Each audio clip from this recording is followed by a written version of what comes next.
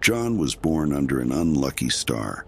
Born in the mouth of the dead, he came into this world on the day of Friday the 17th of November, a day considered the unluckiest day among his countrymen in Italy due to the convergence of two ominous events: the death of Christ and the number 17, which in Latin reminds of death. Although John never believed in these superstitions, contrary to his superstitious family, the events that had occurred throughout his 36 years of life were nothing but unfortunate, including an incident that happened on February 17th, 4 years ago. It was around 10 at night when John was forced to go to his workplace's mental asylum to attend to the condition of one of his patients. 2 hours later, when he returned home, he was faced with a scene that had been repeated countless times during the past nights. There was a blackout in the house. All the windows were opened and the cold breeze in the house. The curtains were dancing in the wind and the pages of the books that were scattered everywhere, turning with the wind. Unable to bear this situation any longer, John, a psychologist, had semi-retired from his job 2 months ago to dedicate all his time to treating an illness that was more important to him than anyone else in his life. His wife, Susan, whom John knew, had hidden herself away in darkness once again. After years of sharing their life together, John felt like he no longer recognized his wife. Susan had not changed physically, but she was acting odd, and he felt strangely distant from her. It all began with seemingly ordinary nightmares and sleepwalking episodes, but gradually her condition worsened.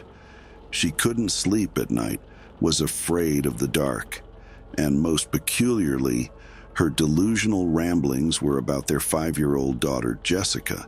She not only feared their daughter, but believed that the child in their home was not their own daughter, but a sinister presence that visited her when Susan was alone, revealing its true face. Jessica was the reason of Susan's lack of sleep. She came to her parents' room when they were sleeping, and come so close to Susan's face that Susan could feel her breath on her, or crawl under the bed and drag their blanket off. She seemed to enjoy scaring her mother. These were the occurrences Susan experienced every night. John had woken up countless times to find Susan arguing with Jessica, pleading with her to stop hurting her. But to John, it all seemed like delusions conjured by Susan's mind about their daughter, because Jessica had passed away 6 months ago, and they were alone in the house. After months of futile efforts to treat Susan, John had only one diagnosis for his wife's condition: schizophrenia. The grief of losing their child was so heavy that Susan's mind attempted to deny her death, blurring the line between reality and delusion, especially since she seemed to blame herself for Jessica's death, as they were alone in the house when Jessica passed away. For this reason, Susan's strange and bizarre remarks about Jessica's mysterious death seemed more like a desperate attempt to escape her guilt rather than reality, although Susan had a seemingly solid reason for her claim. Jessica, like many children her age, had an imaginary friend, but there was something different about Jessica. Unlike others, she had no interest in playing with her imaginary friend. Instead, she was afraid of it, and had secretly confided this fear to her mother several times. She would encourage Jessica to do bad things, and if Jessica resisted, she would scare her. Although in those days, Susan, like John, considered Jessica's nighttime fears as an excuse for her bedwetting, now she felt that Jessica's death was not just an accident. Jessica's lifeless body was found in the kitchen, as it appeared that she had drank the boiling water straight from the kettle. But Susan was sure that she didn't hear any screaming.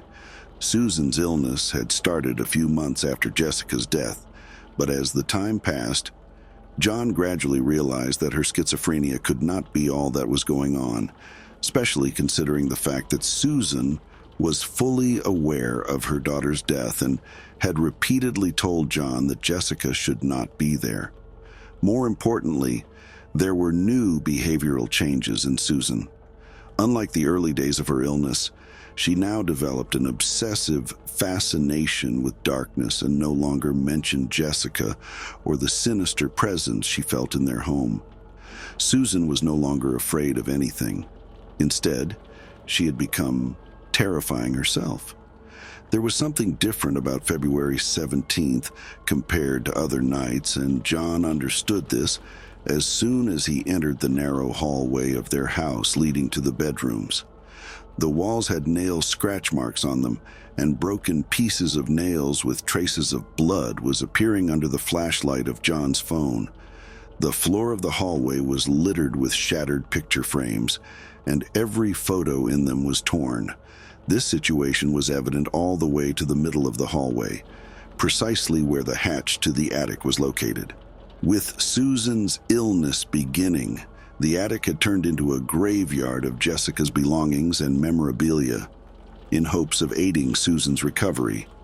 But it had no results, and everything had only gotten worse. Susan was afraid of the attic, not only because of the voices she'd hear from it, but also she had seen Jessica several times, staring at her with her pierced blue eyes from up there. For this reason, John had to lock the hatch. So, what had Susan dragging herself to that place that terrified her that night? It was a question that lingered in John's mind as he ascended the stairs to the attic, whose lock had been broken. The condition of the attic was stranger than ever, not only because of the candles that were lit in the circular manner on the ground, but the object that was in the middle of the circle, but the piece of wood that John had never seen in the house before, but knew what it was used for, an Ouija board. As the last candle died, John noticed a presence in the room. He slowly turned his phone light around, and after a second, fixated the light on an area in the messy room filled with Jessica's stuff. Jessica loved dolls, and there was no surprise that the room was filled with different sizes of dolls. But John was almost certain that what he was looking at is not a doll. John made his way through the clutter of belongings and dolls, and as he progressed, the squelching sound that filled the space became clearer to him, a nonsensical phrase repeated incessantly. These were the last images imprinted in John's mind from before he succumbed to a murderous attack in his own home 2 years ago. For those who witnessed John's body in the morgue with a large tailor's scissors embedded in his throat, his resurrection 4 hours after death was a miracle, but for John himself it held only one meaning: a return to the horrifying nightmare he had longed to escape. Darkness, solitude, fear.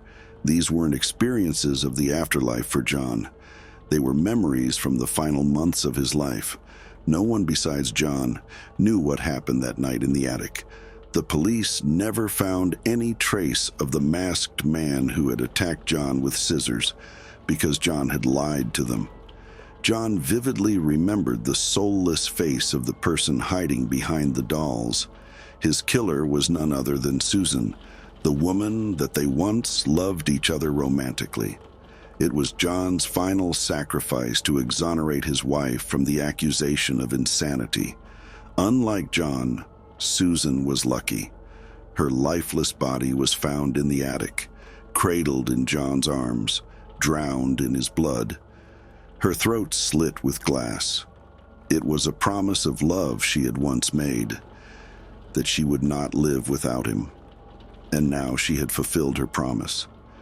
John's efforts to find an answer to what had happened to Susan were in vain, just as he never understood the meaning of Susan's last sentence in the crawl space, a sentence she repeated under her breath: "Darkness, dead woman, man laughing above his wife's corpse." 4 years after that incident, John had started a new life. Now he had dedicated his life to his pregnant wife, Emma, who was a nurse at the hospital where he was hospitalized, and his return to life and profession was owed to her care and round-the-clock nursing. With Emma's help, John had managed to leave the past behind, but he never thought his dark past would come back to haunt him again just a few days after moving to their new home. The house belonged to Emma's parents, which she inherited after their death. It was old and still needed repairs. For this reason, the noises from the door and walls or the occasional power outage didn't seem strange, but that night something else was waiting for John and his wife. As John was using his phone light to get past the unopened boxes to get to the attic, Emma was sitting behind the dinner table, upset that the power outage had ruined their romantic dinner. John was in the midst of fixing the old house fuse when a strange feeling came over him, the feeling that he was not alone in the basement. He turned back and looked around, but saw nothing else than old molted walls of the basement and the old furniture. It wasn't the first time he had felt such a sensation. After his resurrection, he occasionally felt the presence of something or someone around him, without seeing it. It seemed that the hard blow to his head had caused such illusions, but the sound he heard a few minutes later was not born of his imagination. It was Emma's voice coming from upstairs. "You scared me. Why were you standing there?" It was a sentence directed at John while he was still in the basement. So who was Emma talking to? When John hurriedly returned upstairs, the power was back on, and Emma was sitting in the same spot as before, and there was no one else in the house. John was sure he had heard Emma's voice talking to someone other than him, but before he could ask anything, he froze in disbelief, staring at Emma, who had her back against him. Cold sweat formed on John's forehead. He approached closer to make sure he was seeing things correctly. There was a black hand mark over her shoulder and on her dress that indicated something touching her back. When Emma noticed John, she was surprised, not only because of the paleness of John's face and the fear in his expression, but also because she couldn't understand why he was staring at her in the dark of the duplex house a moment ago, under the staircase. John didn't want to frighten his pregnant wife. That's why he didn't mention anything about the stain on the dress to her, or even about the man Emma had seen under the stairs, whom she thought was John. While waiting for Emma to fall asleep in his arms, John had been staring at one point, the stain on Emma's dress, which was now left on the toilet seat and clearly visible under the light of the night lamp. When Emma fell asleep, John went to the end of the garden and set fire to Emma's dress. John thought only of one thing: the first night when Susan's delusions began, and the presence of something mysterious in their house frightened her. It was exactly 3 days before he saw that same stain on Susan's dress. 3 days before Jessica returned home and darkness engulfed their lives. After years, John had come to realize that not only was Susan not sick, but what she said about Jessica's unusual death was also true. The ruthless past had returned, and everything was repeating itself. The same nightmare, the same horror. It wasn't long before Emma's nightmares began. Nightmares that John knew were just the beginning. A beginning of terror that would soon come not in dreams, but in reality for Emma.